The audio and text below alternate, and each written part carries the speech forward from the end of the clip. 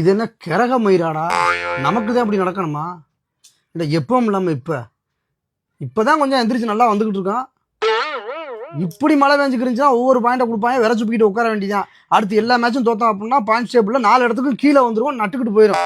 அவ்வளோதான். அப்போ நாங்கள் மேலே மேலே மேலே வந்துடுவோம். எதுக்கு மேலே வருவீங்க நீங்கள்? அது உங்களுக்கு இனிமே உங்களுக்கு மேலேங்கிற ஆப்ஷனே கிடையாது. இனிமே கீழே மட்டும்தான். கீழே குனிஞ்சு பார்த்துக்கிட்டு 10வது மேலே 9வது அப்படி சொல்கிறாங்க. அப்படியா? ஆல்ரெடி 9வது. இப்போ நம்ம வந்து வரணும் அப்படின்னா இதில் நம்ம ஜெயிக்கணும். மழை வேற பெஞ்சிருக்கு. இது வந்து எல்எச்சிக்கு ஜாதகமாக இருக்கும். அடுத்து நம்ம பேட்டிங் பிடிக்கும்போது பந்து வழுக்கும், உருளாது. தோத்தாத 10 இருப்பாங்க, நாங்கள் மேலே இருப்போம். தோத்து போயிடாது. ஓ, நீங்க பிளேஸ்மெண்ட் பாக்குறீங்க, எல்எஸ்ஜியோட பிளேஸ்மெண்ட்டே உங்க பிளேஸ்மெண்ட்டே பாக்குறீங்க, பேஸ்ட் பண்ணி பாக்குறீங்க. அவ அப்படி பாக்குறா. இப்ப தெரியுது அவ ஏன் மேட்ச் பாக்குறான்னு. இந்த மேட்ச் சேஸ் பண்றோம், வின் பண்றோம். பண்ணலனா என்ன அடுத்த மேட்ச் தோக்குறோம், அவ்வளவுதான். ஓ, அந்த அளவுக்கு நம்ம கெத்தாயிட்டோம். ஒரு மேட்ச் போனா கூட பரவாயில்லை, நம்ம வந்து அந்த அளவுக்கு கெத்தாயிட்டோம். நம்மளுக்கு பிளே ஆஃப் போற சான்ஸ் கன்ஃபார்ம்.